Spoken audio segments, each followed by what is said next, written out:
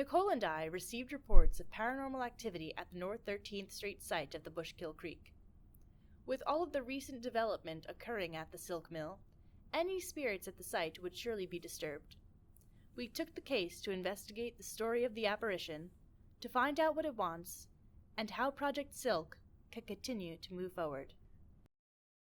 Easton has gone through many boom and bust cycles going back from the 70s through the 80s, and the whole region as a post-industrial area has kind of been trying to feel its way forward. So what's happening over here in the Bushkill Street corridor, specifically with respect to the silk mill, is really within the wider context of Easton growing their downtown, getting people to move back into downtowns, which is also a demographic change that's been going on in urban development.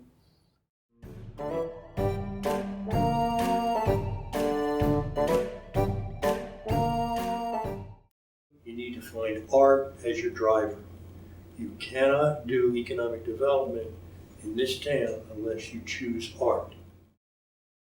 So the art trail came online about 4 years ago. It officially opened to the public with one piece on the trail, which was a gate called Grace Gate by Willie Cole. It was with the mindset that it was coming from the cemetery to the life of the river, and then from the river into that next stage of life in the cemetery, right? So he very much thought about that, the gate as a passageway that was a metaphor for life and death. So Silk Mill was kind of the hub. That was where people living in the West Fork came to work. I kind of see the Silk Mill in its new development being kind of a way to connect that side of Easton and West Fork to College Hill.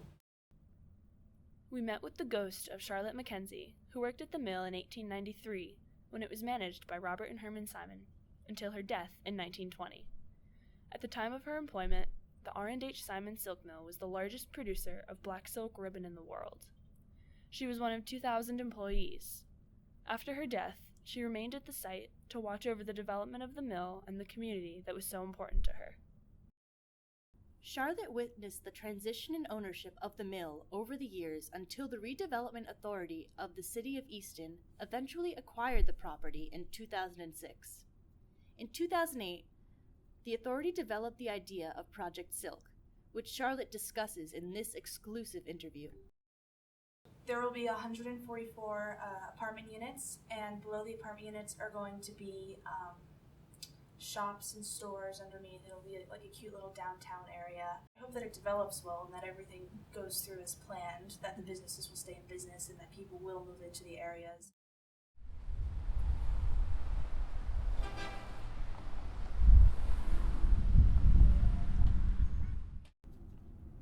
Over the decades of transition in ownership that eventually left the mill property vacant, Charlotte grew lonely and yearned to be surrounded by more activity.